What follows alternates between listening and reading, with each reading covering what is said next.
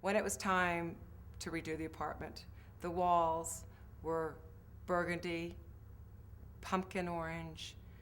There was wallpaper borders in all the rooms, and it was rather disconcerting. This is my favorite room. Dual purposes, entry hall, dining room. Seat up 4 to 6 people. Rug, some crate and barrel, fit in beautifully with the lacquered walls. A light-a-leer chandelier from the early 70s from a church, one of 5 or 6 that we found. A table from West Elm that was actually in dark wood that I lacquered to sort of create, this is sort of, to me, the 60s. Looking for art to fill, again, another large wall, I found a map in a store on the floor rolled up of probably of when I was in school and never been used.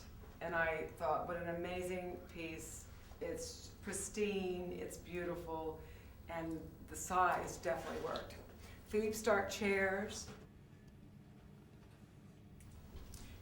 Accessories from my Target, once again. Took a bowl and reversed it, filled with carnations, great flower back in the 60s, and sort of finished off the room.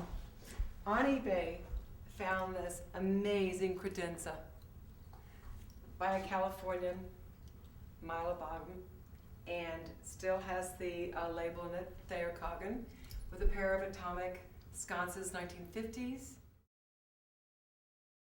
And finally, this pendulum that Andrew had that I thought would be a perfect piece of sculpture in the entry hall. And as it's ended up, when guests arrive, everyone gravitates to this piece to play with it. When you're on a budget, you have to be really creative. And you have to basically look through everything you have. I had a pair of vases, tortoiseshell glass, that had been in a box, I'd never taken out of the box. They were $75 for the pair. I knew one day they'd come in handy, and so I made lamps for this project with them. I'm sitting on a sofa and 2 chairs that were in storage that were my mom and dad's, and didn't have to worry about recovering, which is always a cost, and fortunately for us, everything blended together. Not one piece was recovered, not one piece we bought or had in storage. Coffee table looks just like something out of Lucille Ball and I Love Lucy. Again, was my parents put away in storage.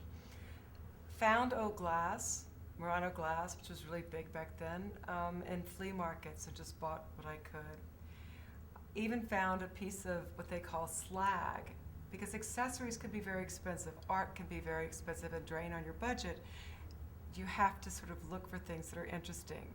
Whether it's a crate and barrel, and I found a piece of driftwood as a sculpture, or a piece of leftover thrown away glass, molten glass that hardened.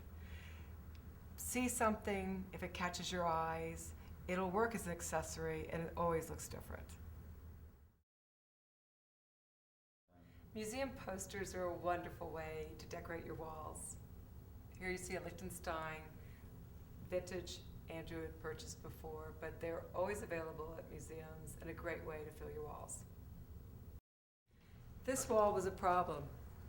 Fortunately, I found at one of the auction houses online, which I'd never used, this pair of collage. 1974, artist unknown, but it filled a lot of space for $425.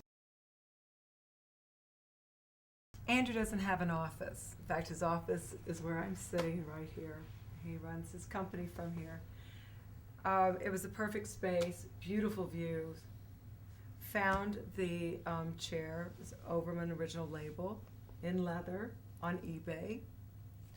The desk found at Century Modern here in Dallas, and it was not something that we could quite get into the $5,000 solution, but it was Christmas time.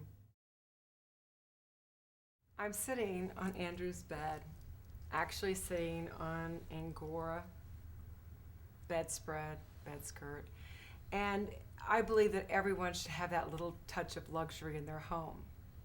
So in dealing with the budget, probably spent a little more than I should have on the bedspread and the pillow shams of the bed skirt, but it also, for me, made the bedroom. You won't see anything over the bed because I didn't feel it needed to be. Everyone predicts that walk into a room and you'll see something under bed. The bed is so beautiful. The headboard was by Paul McCobb, and I think it's beautifully, structurally, architectural, and everything one would want, very masculine. But the funny thing that happened was that the headboard was bought separately from the end tables. The end tables are also by Paul McCobb with yellow leather and were in the original home, but had been separated for years. Thanks, Mom, for all your hard work, and I really had a good time. And I still can't believe you did this for under $5,000. I can't either. I really can't. But thank you, AD, and thank you all for sharing this with us. Thanks, AD. Now, Mom, you can hit the road. Hit the road. I'm gonna, Keep this place clean. yeah, okay. So take care.